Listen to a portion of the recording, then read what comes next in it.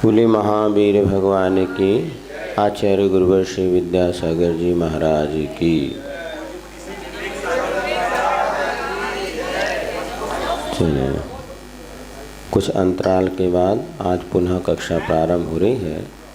आगे इसी तरह के अंतराल पढ़ते रहेंगे, लेकिन क्लास भी चलती रहेगी। जैसा योग बनता रहेगा वैसा है। कल तो सुबह कितने बजे जुलूस है? 7 बजे से। हाँ, तो फिर कल कैसे? हाँ, तो कल छुट्टी रहेगी। अब तो अष्टानी का पर्व के दिनों में छुट्टी ही रहेगी विजयनगर में। वहाँ दोपहर में महाराज जी चर्चा कर लेंगे। आप लोग आ सको तो कर लेंगे 3:30 या 4 बजे से भी। 3:30 का कर सकते हैं दोपहर में। चर्चा और करके बता देंगे फाइनल। चलिए,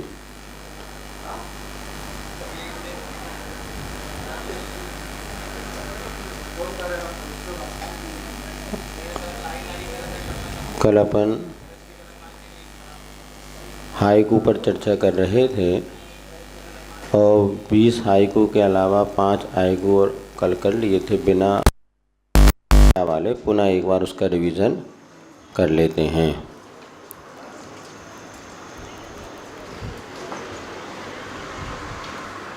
करें शुरू।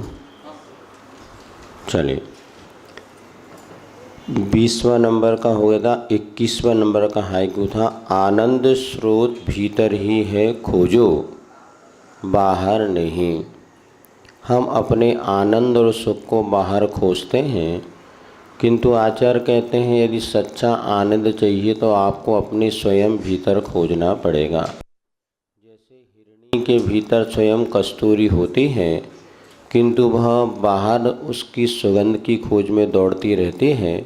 इसलिए संसारी प्राणी बाहरी पंचेंद्रिय विषयों में सुख खोजता है, किंतु वास्तविक सुख तो उसके भीतर ही है और उस आनंद की हमें खोजना है जो भीतर से उत्पन्न होता है। तो आनंद स्रोत भीतर ही है, खोजो बाहर नहीं। बाहर आपकी खोज कभी भी पूर्ण होने वाली नहीं है। तुम भीतर जाओ, तुम भीतर जाओ। जो अपने भीतर खोजेगा उसको आनंद ही आनंद मिलेगा। इसलिए कहा अंतर्मुखी सदा सुखी और बहिर्मुखी सदा दुखी।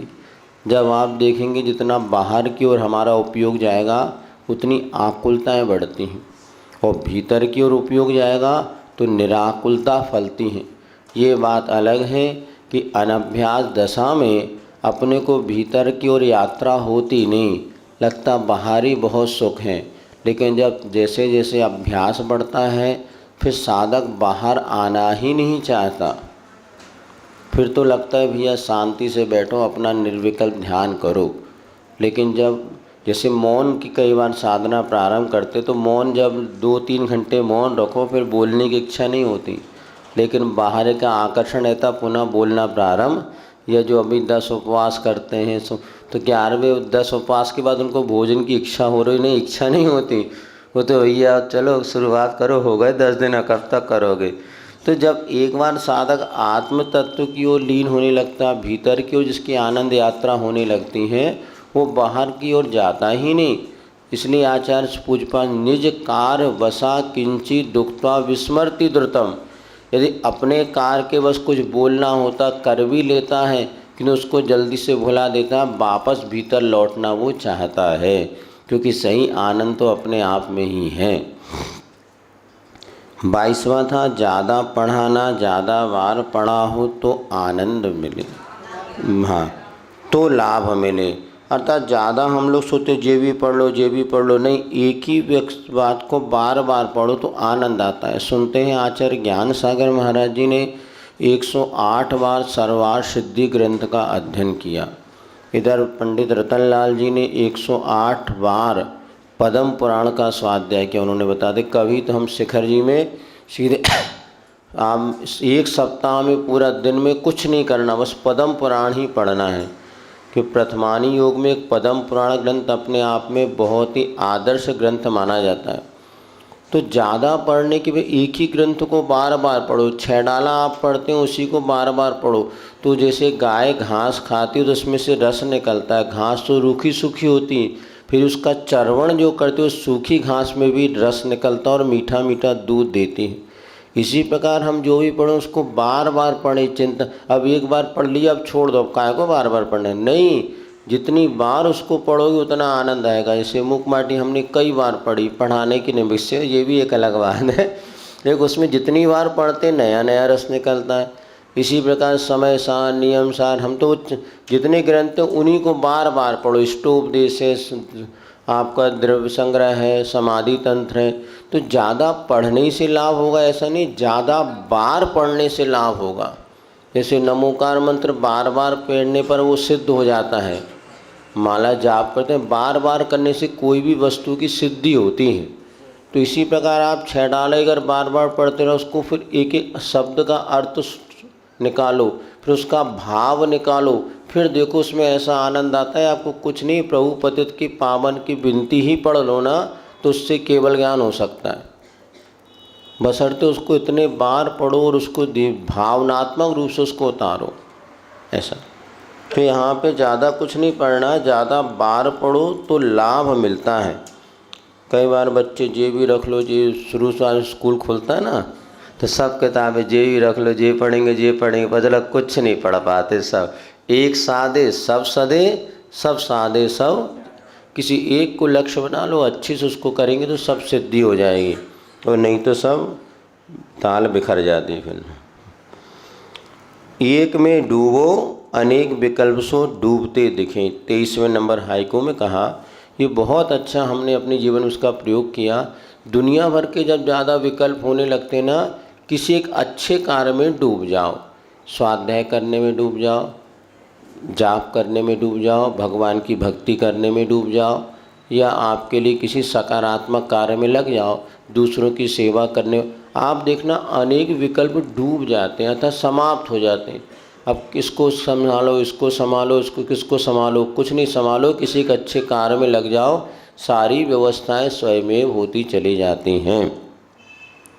तो हमें किसी एक में डूबना है। नमोकार मंत्र में ही अच्छे से डूब जाओ तो देखना शारीरिक वेदना भी नष्ट हो जाएगी, संकल्प विकल्प भी दूर हो जाएंगे। अब कई लोग कहते हैं महाराज इतने दिमाग में विकल्प चलते हैं, नींद जैसी लेटो पलंग पे दुनिया के विकल्प आने लगते हैं, नींद नहीं आती। तो मैं शांत हूँ, मैं शांत हूँ, मैं शांत। ये एक में डूबो या नमोकार मंत्र में डूब जाओ तो अपने आप देखेंगे वो विकल्प, सारे विकल्प हटाने की अपेक्षा किसी एक सत्कार में आप लग जाओ। और आप लग जाते हैं मोबाइल में। हम मोबाइल में डूबते थे ना, मोबाइल में और संकल्प विकल्प प्रारंभ हो जाते हैं। जो बातें दिमाग में नहीं थी वो बातें और नहीं घुस जाती। ये तो निश्चित मानना, अभी तक वो विकल्प नहीं था। वो मोबाइल में जैसे देख के आप जैसे लेटोगे फिर वही मोबाइल की रील अब आपके दिमाग में पर चल गई, अब वो रात भर वही चलेगी। तो निद्रा का आज जो निद्रा भंग हो रही है लोगों की, इसका मूल कारण मोबाइल ही है।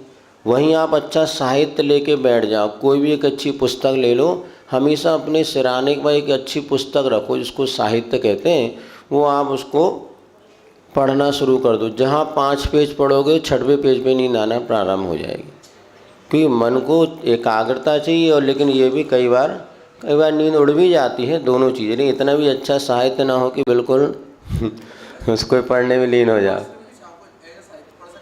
हाँ क्यों नहीं, उपासनम छाओ, इसलिए उसको उपन्यास रूप में उसकी किया है, लेकिन फिर भी थोड़ी बहुत मर्यादा रखें, जो कि है तो गुरु जी की लिखी हुई वो वाणी और है।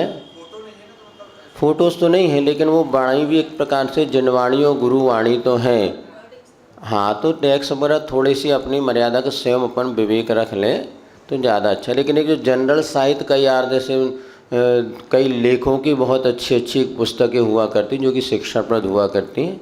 ऐसे जैसे एक पट्ट महादेवी शांतला है, वो हर स्त्रियों को पुरुषों को पढ़ने लायक। हमने उसको पूरे 4 भाग हैं, सब जगह मिल जाएंगे।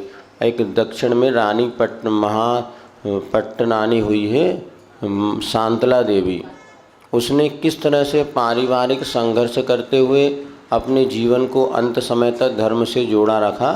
पट्ट महादेवी शांतला। एक यहाँ पे नरेंद्र कोहली का एक उपन्यास है, यद्यपि वो मिथ्या धारणा के अनुसार बनाया है, क्योंकि वो महाभारत पर आधारित है। तो उसमें इतने वैराग्यप्रद प्रसंग दिए हुए, 8 भाग हैं वो पट्टम, वो उसका नाम है महासमर नरेंद्र को। उसका हमने 2 ही 3 भाग पढ़े, किंतु उसमें बहुत से ऐसे वैराग्यप्रद बातें दी हुई हैं जो कि हमारे लिए एक प्रकार से सन्मार्ग दिखाती। यद्यपि कथानक झूठा है, क्योंकि उसमें द्रौपदी आदि को सब, पंचपति आदि सब बताया लेकिन उसमें जो कथानक को जिस तरह से करते हुए बीच में जो वैराग और संवेग आता है वो और बहुत नई जानकारी मिलती, बहुत शैली भी बहुत अच्छी है। ऐसे कुछ उपन्यास वगैरह इसको अपन कहते हैं जो धन, एक और नीलांजना करके भी है और अंजना के ऊपर भी लिखी गई है। ऐसे बहुत सारे जैन उपन्यास है, कहो तो आपको पूरी एक लिस्ट बता सकते। और अनुत्तर योगी भगवान महावीर है। ऐसे तीर्थंकरों के वो उपन्यास शैली में लिखा हुआ अनेक विद्वानों के द्वारा साहित्य है, वो पढ़ने में कोई बाधा नहीं है। ऐसा पत्र पत्रिकाएँ वगैरह जो आती हैं तो ये सब पढ़, तो इस किसी एक में डूबो, अनेक जब विकल्प होना तो किसी एक में डूबने का मन बना लो। ये कहने का अर्थ है, जब बहुत सारे मन में संकल्प विकल्प रहे, क्या करूँ, दुकान जाऊँ, दवाई करूँ, ये करूँ, तो इतने सारे विकल्पों में बचना हो तो किसी एक में डूबो। डूबना तो पड़ेगा ही, क्योंकि बिल्कुल निर्विकल्प आप नहीं हो पाएंगे। निर्विकल्प होने चक्कर और विकल्प पड़ता है, तो किसी एक में डूब जाओ, अर्थात किसी अच्छे सत्कार्य में लग जाओ, या किसी मोहल्ले पड़ोस कोई बीमार हो उसके पास जाकर उसकी सेवा करने लग जाओ, तो आप लगेगा अपने अनेकों विकल्प डूबते हुए दिखेंगे। कर्म निर्जरा, अब 24वें नंबर में कहा, कर्म निर्जरा लक्ष्य रहे धर्म का सो ही सार्थक। हमारी कोई भी क्रिया उसके पीछे लक्ष्य निर्धारित होना चाहिए, क्योंकि जैसा जहाँ षटखंडागम आदि ग्रंथ में आता है, जहाँ उद्देश्य हो तहाँ निर्देश हो। जैसा आपका उद्देश्य होगा वैसा ही कथन होगा। यदि आपने उद्देश्य बनाया मुझे अशुभ कर्मों का क्षय करना है, या क्योंकि शुभ कर्मों का क्षय नहीं होता, वो तो अपने आप आगे जा कर के वो रुक जाना। तो जैसे तो मेरे कर्मों का क्षय हो, आपने उद्देश्य बना लिया तो हर क्रिया आपकी सार्थक है। एक बार आचार्य ने हम लोग कहा था कि लक्ष्य बनाओ, मुझे मोक्ष जाना है। तो कहाँ जा रहा है? मोक्ष जा रहा है। तो मोक्ष जाने का अर्थ क्या हो गया? कर्मों का क्षय करना। तो आप कोई भी काम कर रहे हैं तो आपका उद्देश्य सही है तो क्रिया आपको तत्संबंधी पुण्य का संचय का कारण बनेगी। जैसे एक मुनि महाराज है, संलेखना के उद्देश्य से निकले, तो मुझे किसी गुरु के पास जाके संलेखना लेना है, लेकिन बीच में उनकी समाधि हो गई तो भी वो संलेखना ही मानी जाएगी, क्योंकि उस गुरु की खोज में निकले थे। तो यदि आप सुबह से आपने भगवान का अभिषेक पूजन का लक्ष्य बना लिया और स्नान कर रहे हैं, तो ये स्नान करना भी आपको 10% पुण्य देगा, तो 90% पाप से बचाए। मतलब 10% पाप देगा तो 90% पुण्य का कारण। क्यों? क्योंकि आपने उद्देश्य बनाया मुझे जिनेंद्र भगवान की पूजा करना है।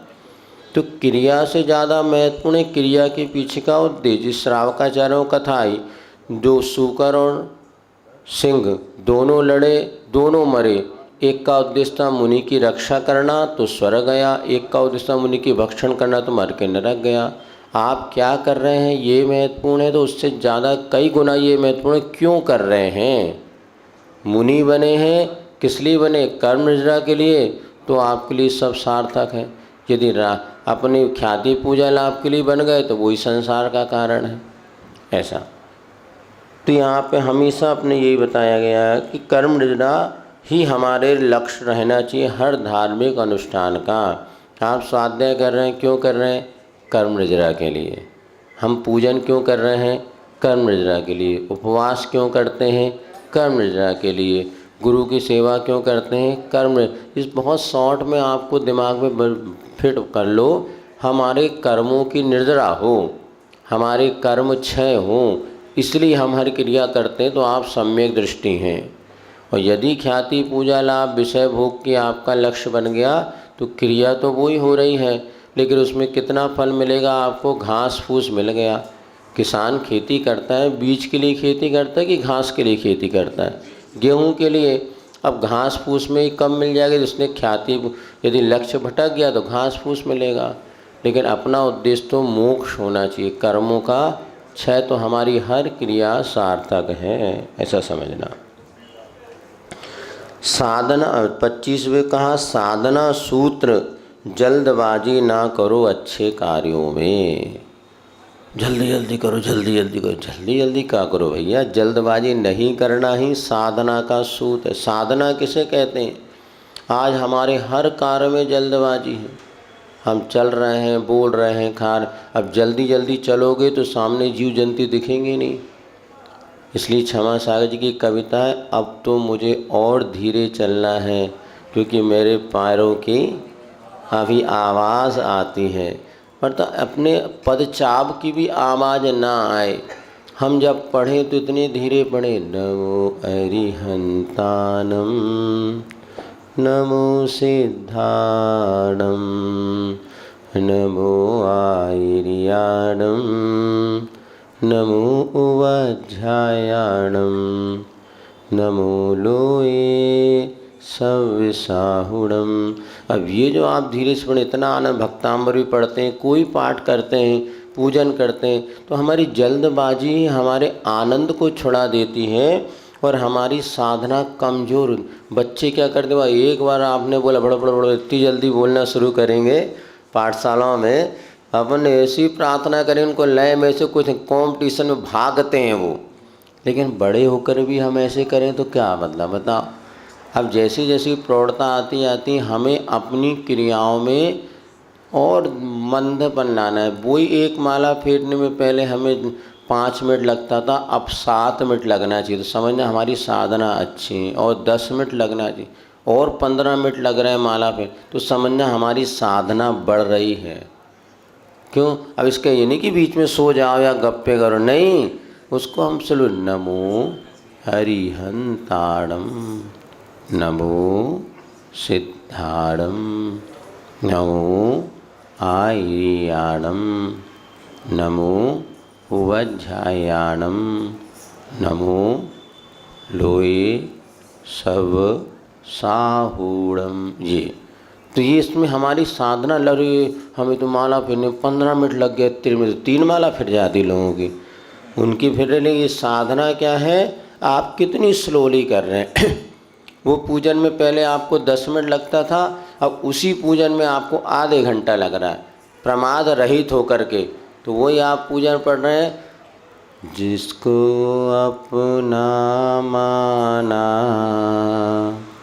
उनसे ही दुख पाया, फिर भी क्यों राग किया, यह समझ नहीं पा। ओम ह्रीं हरसिद्धाचार्य उपाध्याय सर्वसाधु जिन धर्म जनागम जिन चय चैत्यालय नवदेवेभ्यो जलम निर्वपामीति स्वाहा। ऐसी पूजा करो। महाराज गड़बड़ हो जाए, गड़बड़ नहीं, यही साधना है। साधना सूत्र क्या है, यही तो साधना सूत्र। अब करके देखो, आप पुरुषार्थ आपको करना है। आज से प्रारंभ करो, कल से क्या, आज से अब पूजा करके देखो। लो 15 रोज आधे घंटे में पूरी हो जाती है। आज पूजा कर 1 घंटा लग गया, तो 1 घंटा लगाते हो, फायदा है कि घाटा है? फायदा है, यही साधना है। हर क्रियाओं में कितना आप धीरे धीरे प्राणायाम वगैरह में आप करते हैं, योगा वगैरह में, योगा में जल्दी लेना जल्दी छोड़ना ये नहीं, कितनी धीरे आप श्वास भरते हो, कितनी रुक करके स्लोली इसको छोड़ते हैं। छोड़ते समय एकदम से फट से नहीं छोड़ो, धीरे धीरे स्लोली स्लोली स्लोली धीरे धीरे धीरे धीरे धीरे धीरे आपकी सांस निकल रही और बिल्कुल धीरे से उसको ले रहे हैं। तो ये समझ आओ प्राणों का रक्षण है और यही साधना है। कहीं पर भी आप लगा लो, लेकिन इसका आलसी नहीं बनो, प्रमाद नहीं करना। किंतु हम जो क्रिया कर रहे हैं वो उसमें लपर लपर नहीं करना। लपर लपर कहे बाबा, सुन रहे नहीं, जल्दबाजी नहीं, फटाफट फटाफट। कई लोगों की ऐसी आदत होती है, एक साथ 4 काम कर लो, 3 इडियट जैसे। इडियट ही हो जाते, सब बताते लिख, और मास्टर इधर हाथ से लिख रहा है, दोनों हाथ से लिख रहा है, जल्दी पागल होने के साक्षण है। और ये समझो हम गलती सबकी, हम भी इसमें बहुत फैल हैं। एक साथ में दो कार्य कर रहे हैं, अर्थात आप एक भी कार्य नहीं कर रहे, ये भी सफल मार्ग। शायद इसमें लिखा है एक साथ पहले, यदि सबसे पहले पेज पे लिखा है यदि आप एक समय पर दो कार्य कर रहे हैं, इसका अर्थ है आप दोनों ही कार्य नहीं कर रहे। अतः आप जहाँ हो जो कार्य कर रहे हो वही अपने मन को भी लगाएं। प्रश्न नंबर 1 पेज पर ये सबसे पहले दिया, अर्थात दो कार्य एक साथ करने की हमारी इतनी प्रवृत्ति है, इधर मोबाइल भी चलाएंगे, इधर गाड़ी भी चलाएंगे, इधर गाना सुनेंगे, उधर पढ़ेंगे। कई लोग हमने कान में म्यूजिक लगा लेंगे और पुस्तक से पढ़ते हैं, घूमते फिरे रहेंगे, तब बोले महाराज बैठ के हो तो याद ही नहीं होता। कई लोग गाना सुन करके पढ़ते हैं, अजीब व नई नई प्रक्रिया पैदा हो। तो ये सब दो कार्य एक साथ कर रहे हैं तो लगता आप अनुभव करना, हम भी अनुभव करते हैं फिर भी करते हैं ऐसे और लगता है भाई इसमें तो, लेकिन दो कार्य एक साथ कर रहे तो पूरे में एकाग्रता नहीं होने से 100 में 100 नंबर नहीं मिलते। कई मन उधर चलक जाता है, ये भटक जाता, फिर भी करते हैं, गलती तो है। हम भी प्रतिक्रमण के समय मात्र प्रतिक्रमण करो, अब उस समय लगता थोड़ा एक्सरसाइज भी कर लो, ये भी कर लो, पाठ भी कर लो, दोनों काम है। अब वक्तामर पड़े थोड़े पान भैया मालिश भी कर लो। नहीं, दो काम एक साथ कर तो लेते हैं किंतु मन की एकाग्रता खंडित होती है। इसलिए दो काम एक साथ कर तो एक भी काम पूर्णता से नहीं कर रहे हैं।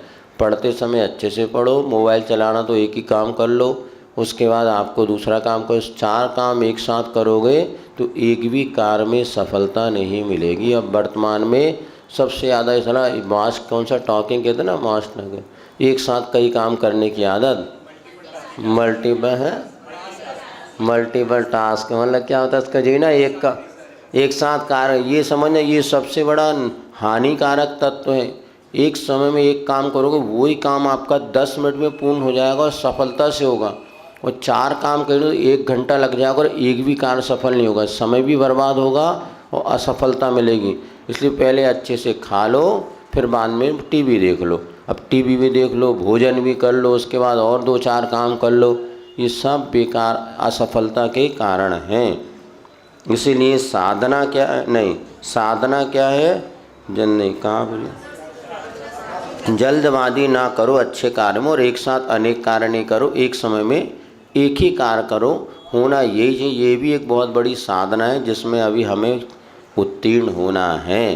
तो 2 साधना करना, एक तो जल्दबाजी नहीं करना और दूसरा एक समय में एक ही कार्य करना। बस ये 2 साधना अगर आपने अपना ली सारी ज़िंदगी में, और एक दिन में सफल नहीं होंगे, इसके लिए आपको बरसों लग जाएंगे, पूरी ज़िंदगी खपानी पड़ेगी। हमारा इतनी सी तो बात है कि 2 काम एक साथ नहीं करना और जल्दबाजी नहीं करना। लग बहुत सरल रही है बेटा, करो तब पता चलेगा मन बहुत बदमाश है, ये एक साथ 10 काम करना चाहता है और फटाफट है बहुत एक साथ का। इधर टीवी चला लो, बोले इधर प्रवचन भी सुन ले, इधर खाना भी बना लो, इधर नहान भी ले, सफ़र में 3-4 काम कर लो। हमने देखा ना प्रवचन समय माला फेरते रहेंगे, प्रवचन भी सुनते रहेंगे, उसके बाद में कोई बात के तो बतवा भी ले लो, 3-4 कार्य एक साथ कर लो। नहीं, इसमें सब इसीलिए कहा यस्मात् क्रिया प्रतिफलंती न भाव शून्य, अर्थात भाव से स्थिरता नहीं होने से आज तक हमें हमारा दुख दूर नहीं हुआ, क्योंकि हमारे मन की स्थिरता रही नहीं। अगला 26वें नंबर है, अप्रभावना ना हो हमसे बस सो प्रभावना। हम क्या कर सकते महाराज, जिन शासन की प्रभावना कैसे करें, तो आचार्य कहते हैं अप्रभावना से बचो। जब आचार्य महाराज दीक्षित हुए और जब ज्ञान सागर महाराज जी की समाधि होने लगी तो वो बड़े, मैं क्या करूँगा, तो उन्होंने पूछा गुरुवर ज्ञान सागर जी से कि गुरुवर मैं अब जिन शासन की कैसे प्रभावना करूँगा, आपने इतना बड़ा पद मुझे दे दिया, इतनी बड़े, जब मैं अभी तो छोटा सा हूँ, मुझे ज़्यादा कुछ आता नहीं, हिंदी आती नहीं ज़्यादा। तो ज्ञान सागर महाराज जी ने एक ही बात कही थी, अप्रभावना से बचना। ये जिन लिंग ऐसा, इससे स्वयमेव प्रभावना होती, तुम्हें कुछ नहीं करना। तो अप्रभावना से बचोगे तो अपने आप प्रभावना होगी। जैसे मान लीजिए आप जैनी हैं, आपका जैनी श्रावक की प्रसिद्धि है पूरे विश्व में कि जैनी श्रावक रात में भोजन नहीं करता। अब आप किसी सभा में गए और आपने रात में खा रहे हैं, तो जिन धर्म की अप्रभावना हो रही है, तो रात में नहीं खाना, सो अप्रभावना से बचना है। भैया हम रात में नहीं खाते, प्रभावना मत करो, खूब आप जिन शासन की प्रभावना करो, दान करो, पूजा करो, ये प्रभावना के अंग माने। कोई बात नहीं, दान नहीं कर सकते मत करो, पूजा प्रभावना नहीं कर सकते मत करो, किंतु रात में भोजन तो मत करो, क्योंकि रात्रि में भोजन करने से जिन शासन की अप्रभावना होती है। एक दिन हमने बताया, हम पहले क्या करते थे, आपको पहले महाराज लोग नियम देते रात्रि भोजन का त्याग, घर के बाहर की छूट। अब हम कहते नहीं, ऐसा मत लो, रात्रि भोजन के बाहर का त्याग, घर की छूट, इसमें कम पाप है। अब बताओ, विचार करना, एक रात में घर में भोजन नहीं करता, बाहर भोजन करता है, इसमें ज़्यादा पाप है कि बाहर ना करके घर में करता, इसमें ज़्यादा पाप है? बोलो किस में ज़्यादा पाप? बाहर खाएगा तो ज़्यादा पाप है, क्योंकि एक तो अभक्ष भक्षण करेगा, दूसरी बात बाहर दुनिया भर के 8-10 लोग देखेंगे, अरे ये जैनी होकर रात में खा रहा है, तो महान पाप है। घर में क्या होगा, परिस्थिति बनी, हम तो सबको ऐसे नियम देते जनरली, आप 10 बजे भी रात में आओ ना तो घर में खा लो, कम से कम माँ और बहनी तो आपको भोजन परोसेगी, और वो ही देख रहे और शुद्ध भोजन मिल रहा है। भले 10 बजे खा रहे किंतु मर्यादा का शुद्ध भोजन तो है। और आपके लिए कितने लोग देख रहे हैं वहाँ, जो पर 4 लोगों को पता चला कि भैया पापा जी रात में खाते हैं, बाहर खाओगे तो कितने लोगों को पता लगेगा कि भैया जैन साहब रात में खा रहे हैं। तो बाहर खाने पे आपको 100% पाप लगेगा, तो घर में खाने पर 10% लगेगा।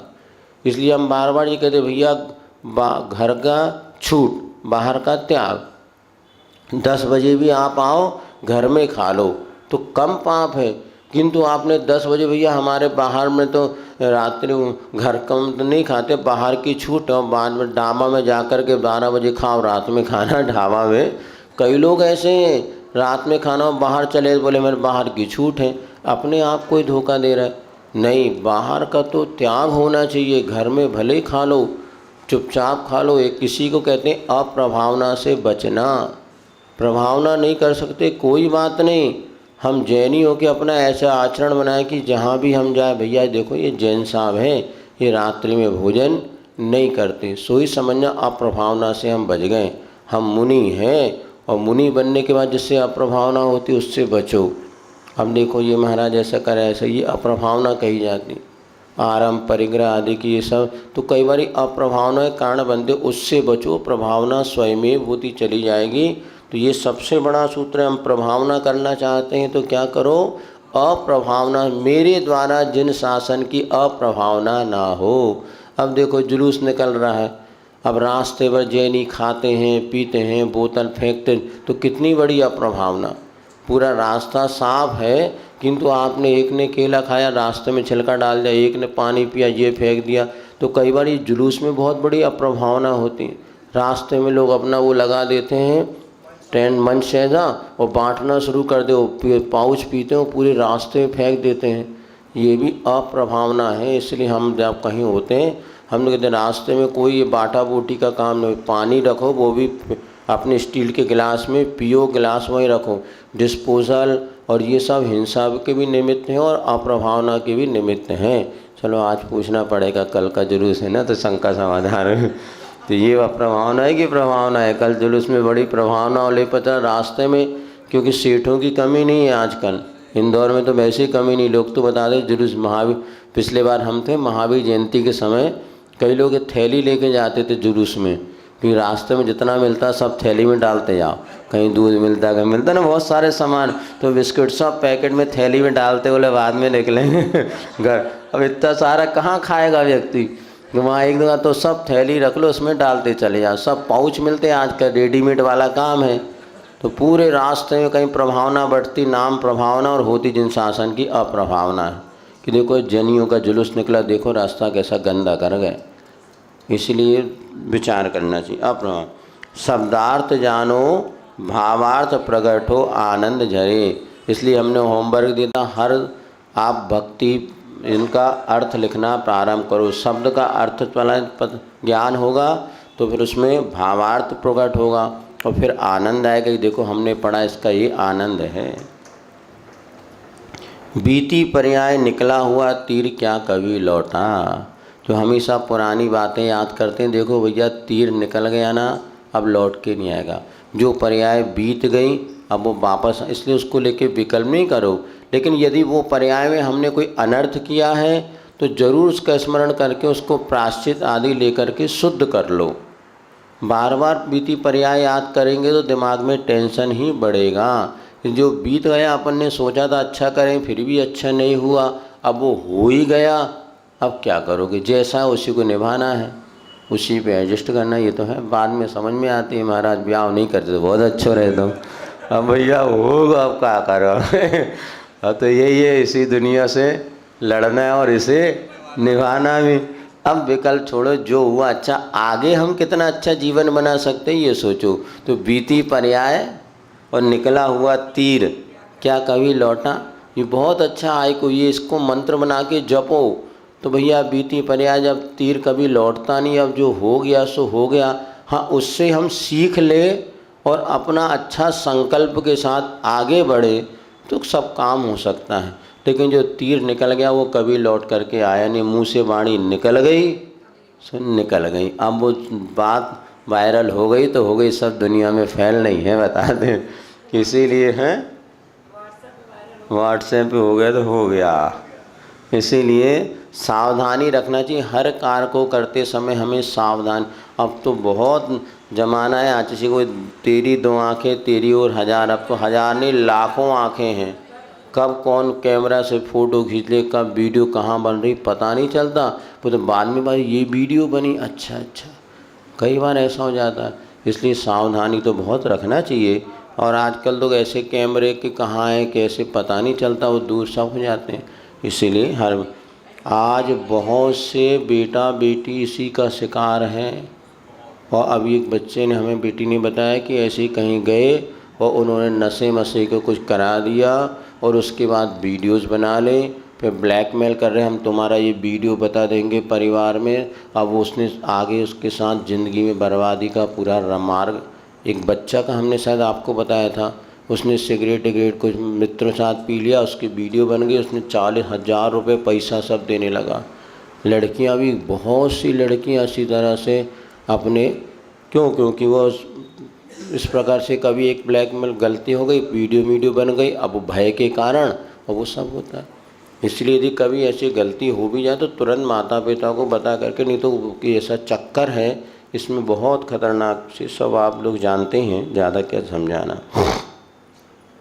खाली करता दिमाग सो बनता केवल ज्ञानी। 29, केवल ज्ञानी बनना क्या करना पड़ता? दिमाग में भरना नहीं पड़ता। जो जितना खाली होता है उतनी जल्दी केवल ज्ञानी बनेगा। हम दुनिया की बातें भर रहे हैं इसलिए अज्ञानी हैं। तो केवल ज्ञानी जब ध्यान में क्या करना, सबको छोड़ करके अंत में ओम एक अक्षर मात्र पे, और बाद में वो भी छोड़ना, निर्विकल्प, किसी प्रकार का शब्द नहीं, अर्थ नहीं, व्यंजन नहीं, कोई संक्रांति नहीं, तब जाके केवल ज्ञान होता है। तो हमें लगता बहुत ज़्यादा पढ़ेंगे तो केवल ज्ञानी बन, नहीं, बिल्कुल आपको खाली करना पड़ेगा दिमाग को। क्या करना? खाली करो। जितना खाली करते चलेंगे उतनी जल्दी सामायिक में आप आनंद लेंगे। बिल्कुल खाली करो। मुझे दिमाग खाली करना है, बहुत सारा माल भर गया, मोबाइल में हैंग मारने लग जाता। बता, ज़्यादा मोबाइल में मेमोरी बढ़ जाती ना तो दिमाग भी ऐसा होता है, ज़्यादा मेमोरी बढ़ जाए तो दिमाग भी चकराने लगता है। इसलिए खाली करो बस। हम ना किसी के कोई ना हमारा, आचार्य एक सूत्र कहते हैं, हम ना किसी के कोई ना हमारा, हम ना किसी के कोई ना हमारा। अब दुनिया हमारी है ये तो बहुत अपन ने करके देख लिया तो भी कोई अपना, हम ना किसी के कोई ना हमारा। हजारों दर्द मिलते हैं, मंद मिलते हैं, काम के लोग चंद मिलते हैं, और मुसीबत का वक्त आता है तो अपनों के भी दरवाजे बंद। इसे जीवन में मुसीबत आना बहुत जरूरी। विपदा भली अपने पराये का बोध कराती। एक हाय को पता नहीं इसमें दिया गया, आगे बने, विपदा भली अपने पराये का, सबसे नीचे 54 पर, विपदा भली अपने पराये का ज्ञान। विपत्ति बहुत अच्छी है जो कि अपने पराये नहीं, जिसको अभी तो अपना मान रहे हैं, विपत्ति के समय में पता चलता कौन अपना है, सब भाग जाते हैं। हमें भी बहुत इसका अनुभव हुआ जब हमारे हाथ में परिस्थिति बनी और एक ऐसा हो गया कि 2 महीने तो एक अंजलि से हार किया। उस समय इतना वैराग्य बड़ा हमारा, एक त्यागी व्रती वहाँ पर कोई आके सब पूछ रहे हैं, लेकिन रुक करके 2 दिन सेवा करने को कोई तैयार नहीं। फिर 2 गृहस्थ श्रावक थे, वो रुके, उन्होंने कहा नहीं महाराज हम आपको कैसे छोड़ के, पूरी आपकी सेवा करेंगे। और घर गृहस्थी छोड़ करके वो 2 महीने रह कर जो उन्होंने सेवा की, कि जितने त्यागी व्रती ब्रह्मचारी भैया मैंने कोई नहीं सेवा। हमें कहा ये संसार है, हमें तो बहुत वैराग वृद्धिगत हुआ। टीकमगढ़ में चातुर्मास हुआ था, उस समय इतने आए, सब पूछे महाराज काम किसी को कुछ नहीं, लेकिन यह है कि श्रद्धा भक्ति वही है जहाँ तक ये आपका नहीं पूरी दुनिया का ये खेल है। आप जहाँ स्वार्थ सिद्ध होता है तो माता पिता अपने, नहीं तो काय के माँ बाप। गुरु से भी स्वार्थ सिद्ध होता है तो हमारे गुरु है, नहीं तो काय के गुरु। प्लस सेवा करने अपने में बहुत ये प्रवृत्ति कम है, ये संसार का स्वरूप है। उस समय हम लोग कोई आता था, हमने कहा भैया रुकेगा नहीं महाराज हमें तो जाना है। हाँ भैया जाओ। अपने भाग्य की परीक्षा होती है, तब से हमें बहुत क्लियर हो गया। अब ज़्यादा किसी को विश्वास भी नहीं और अविश्वास भी नहीं। अपना भाग्य होगा ना तो दुनिया के लोग साथ देंगे, नहीं तो तुम कितना भी किसी का कर लो कोई साथ नहीं देता। जिंदगी भर तुमने जिसको अपना माना पर चला वही धोखा दे के चला गया एंड टाइम पे, क्योंकि अभी तक विपत्ति आई नहीं थी। तो इसलिए ना विपत्ति में सही मित्र की परीक्षा होती है। विपत्ति में ऐसी कोई कहावत है, सब समझ में आता कि विपत्ति के समय जिसको आप बिल्कुल निकट समझ रहे हैं वही छोड़ के चला गया, जिसको कभी नहीं माना अपना वो आपकी विपत्ति में सहायता करने आगे आ गया। विपदा भली अपने पराये का बोध कराती। चलो एक है कोई एक्स्ट्रा हो गया। तो खाली करता दिमाग सो बनता केवल है, इसलिए सबको दिमाग से खाली कर दो। जितने भी रिश्ते नाते हैं सब स्वार्थ के रिश्ते हैं, खाली करो। इन्हीं को लेके टेंशन करें, लेकिन ये कभी काम आने वाले नहीं। कुछ भी यहाँ हमेशा रहा नहीं, दुख या सुख। कोई भी दुख, जब सुख नष्ट हो जाता है दुख भी नष्ट होगा, ये मान के चलो। और ये पता नहीं इस कब सिर दर्द ठीक होगा। जब अच्छी बातें नष्ट हो गई तो बुरी बातें भी नष्ट। कोई यहाँ स्थिर नहीं है, ना सुख स्थिर है तो दुख भी स्थिर रहने वाला नहीं है। दुख में भी मत घबराओ। जब अपन इतना सत्य समझ गए कि सुख ज़्यादा स्थिर रहने वाला नहीं, अब ये बात बनाओ कि दुख भी स्थिर रहने वाला नहीं। सिर दुख रहा है, समझ लो ये दुख है, ये भी निपट जाएगा, इसमें भी ज़्यादा स्थिर रहने वाला नहीं है। तो आकुलता मत करो। आई बात समझ में ना? दुख को तो हम स्थिर मान लेते हैं, नहीं दुख भी नष्ट होने वाला है ऐसा मान के चलो तो कभी आकुलता। रात व्यतीत होगी और सुप्रभात फिर होगा। दुख की रात तो व्यतीत होगी, स्थायी कभी रात नहीं होती। तो दुख भी कभी स्थिर नहीं होता। बस ये अलग है कि किसी के दुख ज़्यादा दिन तक टिकता है, किसी का कम दिखता। जितनी चाबी भरी राम ने उतना चले खिलौना। जितना हमने कर बांधा उतना तो हमें भोगना पड़ेगा। बस ये भी नष्ट होने वाला है, ये नष्ट होने वाला है, ये नष्ट होने वाला है, ये दुख भी छूटने वाला है। ऐसी धारणा बना लो तो सारे के सारे संकल्प विकल्पों से बच जाएंगे। चलिए अब भेद प्रभेद थोड़ा सा पढ़ लेते हैं। 7वां चल रहा था, हो गया पूरा? हाँ हो गया था लगभग। अब 8 क्या चीज़ है ये बताना है ना। सिद्ध परमेष्टि के गुण होते हैं 8।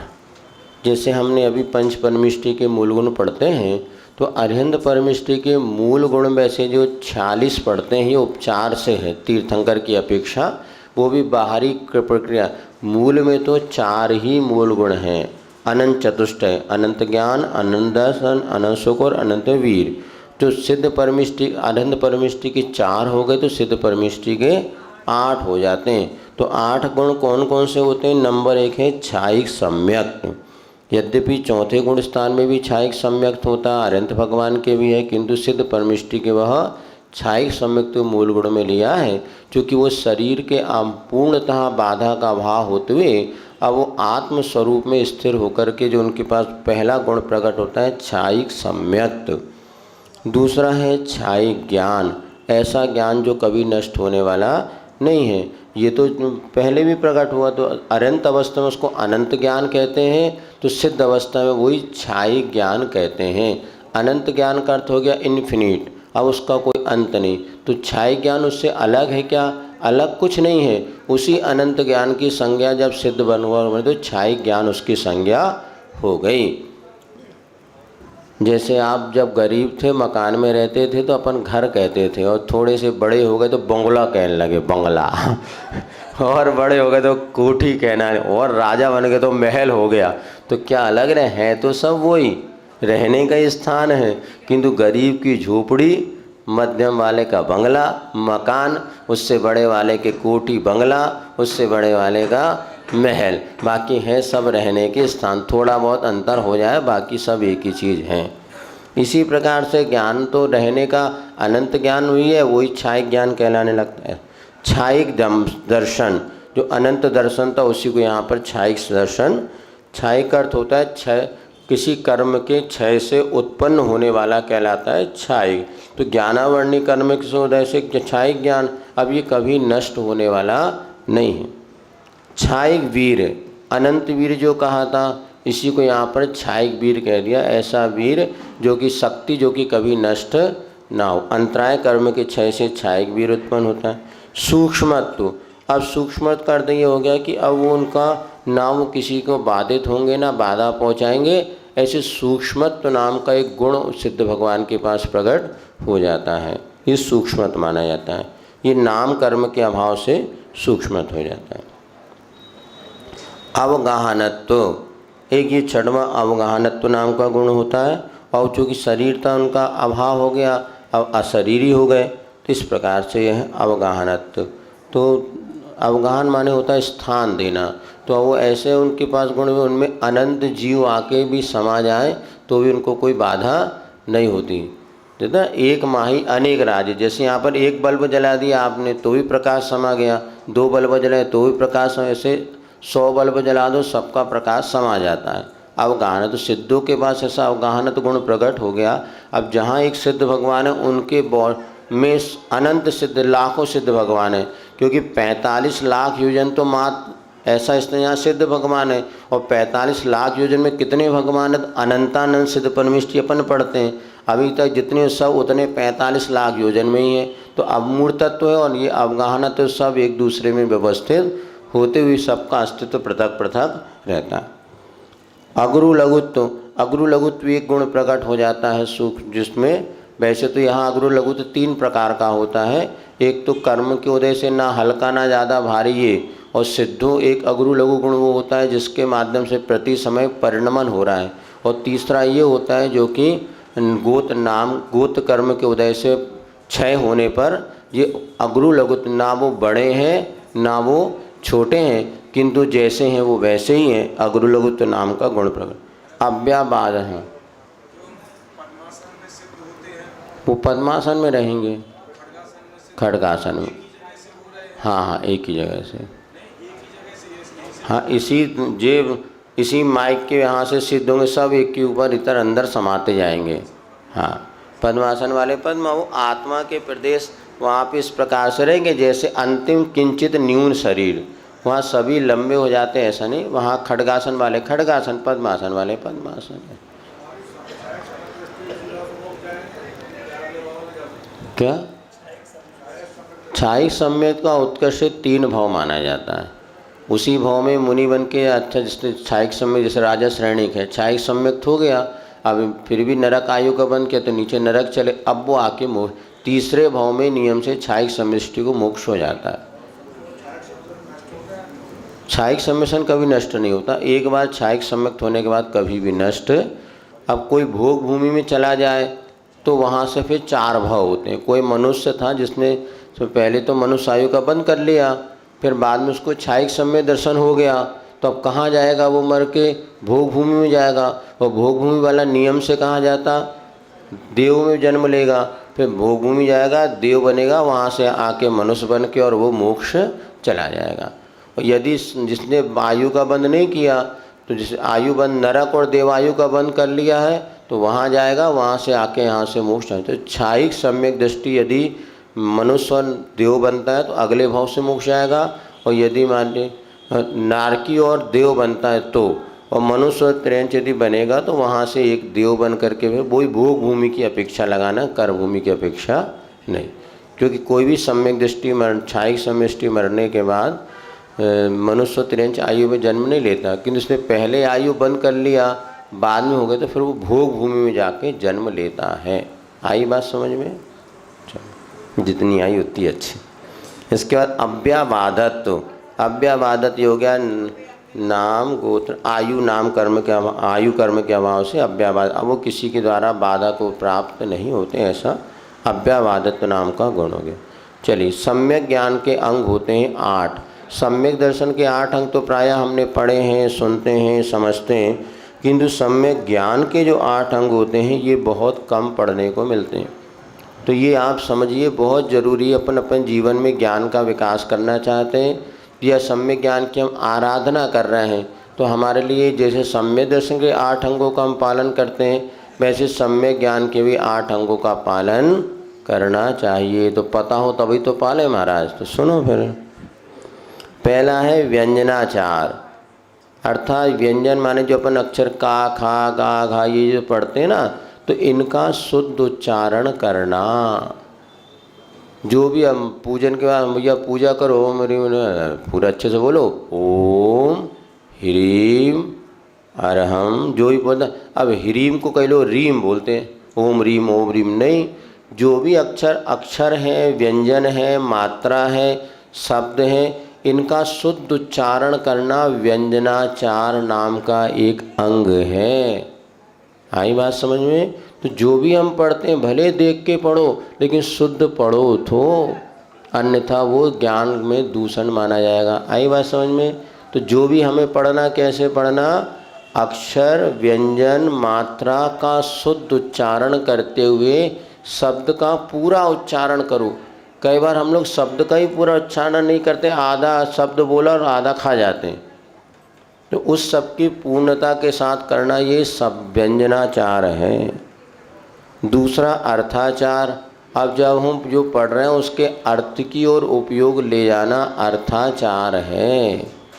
जैसे हमने पढ़ा प्रभु पतित पावन में अपावन चरण आयो शरण, तो अर्थ अपने देव, हे भगवान मैं आपकी चरणों की शरण में आया हूँ, आप तो पतित से पावन बन गए, मैं अपावन हूँ। ऐसी भावात्मक अभिव्यक्ति जब होती है ये कहलाता है अर्थाचार। आई बात समझ में? शब्द के साथ साथ अर्थ भी बोध होना चाहिए, तो ये अर्थाचार कहलाता है। इसके बाद तीसरा दिया उभयाचार, शब्द का भी अर्थ होना चाहिए और भाव आना चाहिए, दोनों। कई बार क्या होता है, कोई बात नहीं, शब्द का उच्चारण तो हम अच्छे से कर रहे हैं किंतु अर्थ हमें बोध नहीं, तो कोई बात नहीं, जब अर्थ भी आ जाए तो अर्थाचार भी होगा। दोनों अगर हैं तो उभयाचार।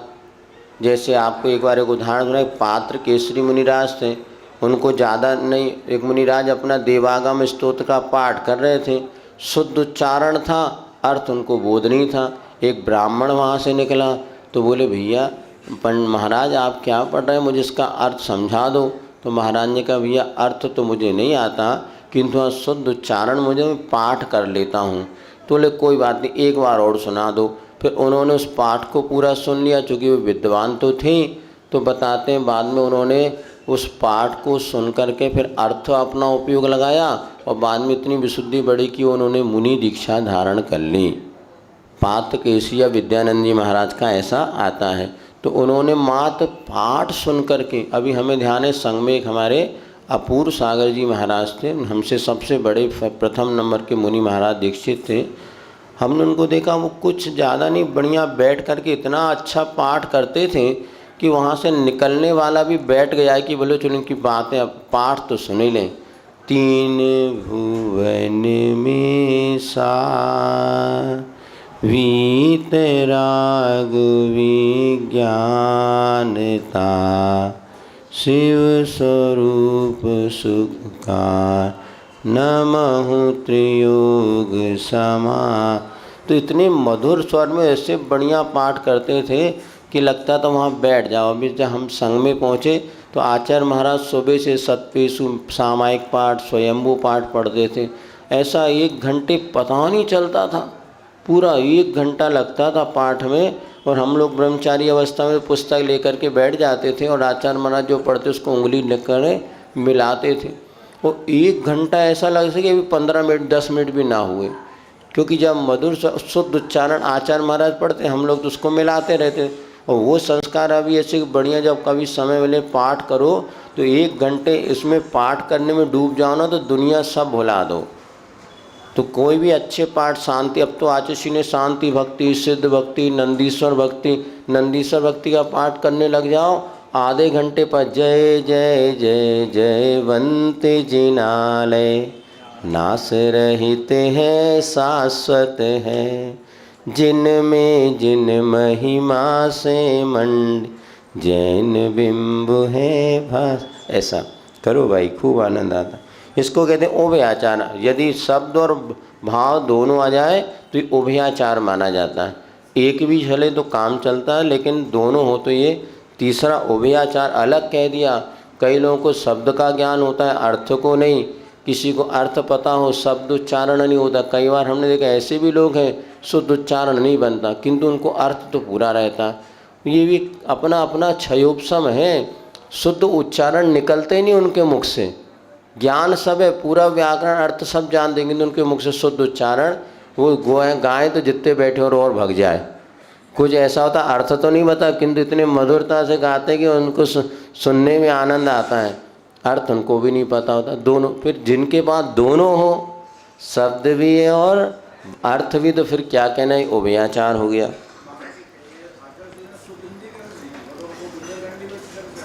हाँ है, सब सीख लेते ये तो। हाँ बुंदे, बाकी ज्ञान का क्षयोपशम अपने आप चारित्र के साथ बढ़ता है। हमने अनुभव किया, एक बार आपको बताया था ना, जैसे चारित्र निर्मल होता है, ज्ञान स्वयमेव आता है। पूर्व भाव का पुण्य संस्कार होता है, वो तो कन्नड़ी भाषा होती, इतनी शुद्ध हिंदी लिख लेना, ये सब से फिर भी पूर्व पुण्य का योग होता है, सब सहज हो जाता है। बहुमानाचार अर्थात जो हम पढ़ रहे हैं उसके प्रति बहुमान होना चाहिए। ओह, आज हमारा कितना सौभाग्य है कि गुरु के मुख से हमें जिनवाणी पढ़ने को मिल रही है। आज हमारे लिए ज्ञान का निमित्त मिल गया है। पता नहीं कैसे क्या होता, कब तक भटकते आ रहे हैं। ऐसे उसके प्रति बहुमान, रिस्पेक्ट का भाव, बहुत बहुमान, जिनवाणी हम उठाते हैं, रखते हैं, ये बहुमान पूर्वक कि चलो आज हमें ये पढ़ने को मिल रहा है। तो ऐसे ये बहुमानाचार माना जाता है। अब जैसे जिनवाणी है, पहले हमने देखा स्वाध्याय के समय जैसे विराजमान होते सब लोग खड़े हो जाते थे, फिर जिनवाणी विराजमान होते थे, फिर बाद में उसकी स्तुति करके, फिर नमोस्तु करके, फिर स्वाध्याय की गद्दी पे एक व्यक्ति बैठते थे, सब लोग हाथ जोड़ के विनयपूर्वक सुनते। एक ही शास्त्र होता था, ज़्यादा शास्त्र नहीं होते थे, तो उसका इतना बहुमान होता था। अब घर घर शास्त्र होते, गली अब इतने शास्त्र हो गए, उसका बहुमान बचा नहीं। लेकिन ये बहुमानाचार माना, तो बहुमान होना चाहिए, जो जिनवाणी का ज्ञान का बहुमान। इसके बाद होता है उपधानाचार, अर्थात किसी भी ग्रंथ आदि का स्वाध्याय करते समय अपनी इष्ट वस्तु का त्याग करके उसको पढ़ना। जैसे भैया हम जब तक ये ग्रंथ का स्वाध्याय करेंगे, किसी फल का त्याग करते हैं, किसी खान पीन या तपस्या को इतने माला फेरेंगे, तो किसी संकल्प के साथ अपने ग्रंथ आदि का स्वाध्याय करना, सम्यक ज्ञान की आराधना करने, उपधानाचार माने। इसके बाद कालाचार। कालाचार का अर्थ होता है काल की मर्यादा का ध्यान रखना। ज़्यादा भी नहीं, जितने कि अपना समापचा 4 घंटे पढ़ रहे हैं उसके प्रति बहुमानी नष्ट हो गया। अथवा कालाचार का मूल ये होता है, मूल सिद्धांत आदि जो ग्रंथ होते हैं उनको पर्व के अष्टमी चतुर्दशी को नहीं पढ़ना, अष्टानिका में नहीं पढ़ना, तीनों संधि काल में नहीं पढ़ना। क्योंकि जब ज्ञान की ललक लगती ना, कुछ नहीं दिखता, फिर तो लगता है 24 घंटे पढ़ो, सामायिक आदि सब छूट जाए। लेकिन नहीं, उस समय स्वाध्याय के समय स्वाध्याय करना और सामायिक के समय स्वाध्याय सामायिक करना।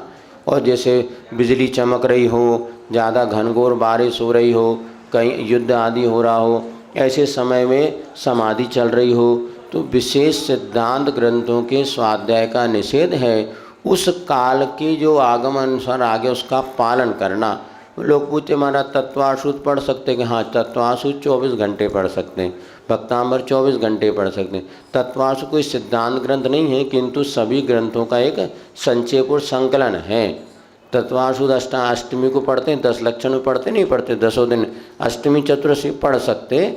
सिद्धांत जय धवला धवला, जीवकांड, कर्मकांड, ये कुछ विशेष ग्रंथ हैं, तिलोय पन्नति, इनका अष्टमी चतुर्दशी को नहीं पढ़ना चाहिए। बाकी सामान्य ग्रंथ पढ़ने में कोई बाधा नहीं है। अब भक्तांबर कोई कहते कि 12 बजे के बाद नहीं पढ़ो, ये कौन हमें रिद्धि सिद्धि करना है। भगवान की भक्ति है, 24 घंटे भक्तांबर का अखंड पाठ पहले चलते ही था। कई जगह हमने सुना कि भैया इतने बजे के बाद नहीं करना, ये कुछ पता नहीं कहाँ कहाँ से लोग नई नई बातें। बाकी तो 24 घंटे भक्तांबर की पाठ करने में कोई बाधा नहीं है, भक्ति है वो। तो कोई रिद्धि सिद्धि तो करना नहीं अपने को आत्मकल्याण करना है। क्यों करना है? कर्म क्षयार्थम। ऐसा परिक्रमा का इस अपेक्षा से बोलते थे कि अंधेरे में आप ना चलो, लेकिन कई बार परिक्रमा अगर उजाला वगैरह है तो करने में कोई बाधा नहीं होती। लेकिन ये है कि रात्रि आदि में जितनी कम हमारी प्रवृत्तियाँ हो, रात्रि में मंदिर जाने का तो विधान है ही नहीं। मंदिर तो संधि काल में, रात्रि में अपने घर आ जाओ। आज तो लाइटिंग वगैरह ज़्यादा हो गई, पहले क्या होता, आज से 100 वर्ष पहले इतनी इलेक्ट्रिक नहीं थी भैया, शाम को 7 बजे के पहले अंधेरे अंधेरे होते अपने घर में वापस आ जाओ। इसलिए संध्या काल में मंदिर जाना, रात में नहीं। अभी भी कई जगह तारंगा जी वगैरह हमने देखे मंदिर में रात में वहाँ कोई लाइट नहीं है। श्वेतांबर एक मंदिर है, लाइट की वहाँ व्यवस्था ही नहीं है। बस सरकारी जो आपको पूरे नेचुरल जो लाइट है उसमें भगवान की भक्ति आदि कर लो। दीप इसलिए हो जाता थोड़ा उजाला भी मिल जाए, भगवान के दर्शन हो जाए।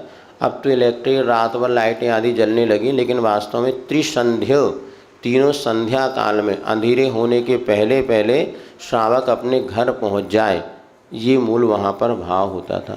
अब चूँकि 10 बजे तक उजाला ही रहता है, 12 बजे तक लाइट जलती रहती, तो परिस्थितियाँ बदल गई हैं। यदि अंधेरा है तो मत करो, नहीं तो उजाला है तो देख लो।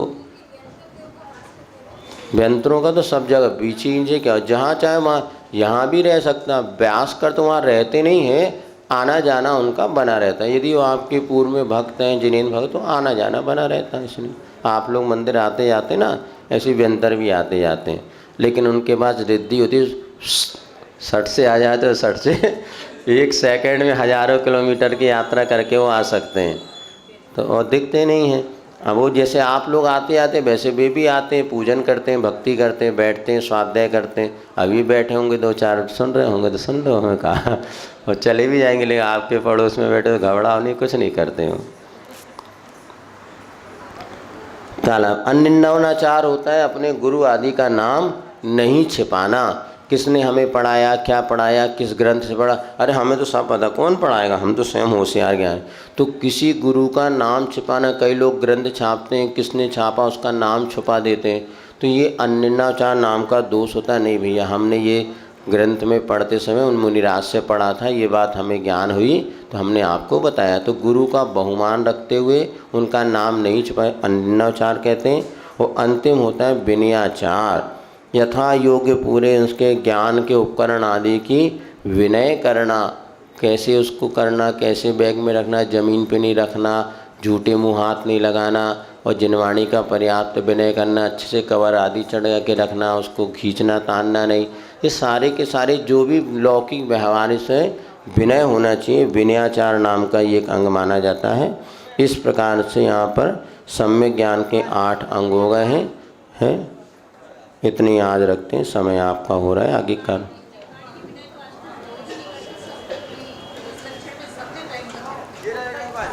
हाँ, इसलिए बता रहे ना, इसलिए अब क्या अति हो गई तो बैग आदि नीचे रख देते हैं, ज़मीन में नहीं। अपना विनय या तो अपने आप ऊपर ही रखो, नाभि से ऊपर जहाँ तक बने इसका विनय होनी चाहिए। फिर भी अपना मन बनाए कि हम एक विनयाचार, जितनी विनय पूर्वक आप ग्रहण करेंगे उतना ज़्यादा आपका कल्याण होगा। कम पढ़ा हो लेकिन विनय पूर्वक हो तो ज्ञान हमेशा काम आता है।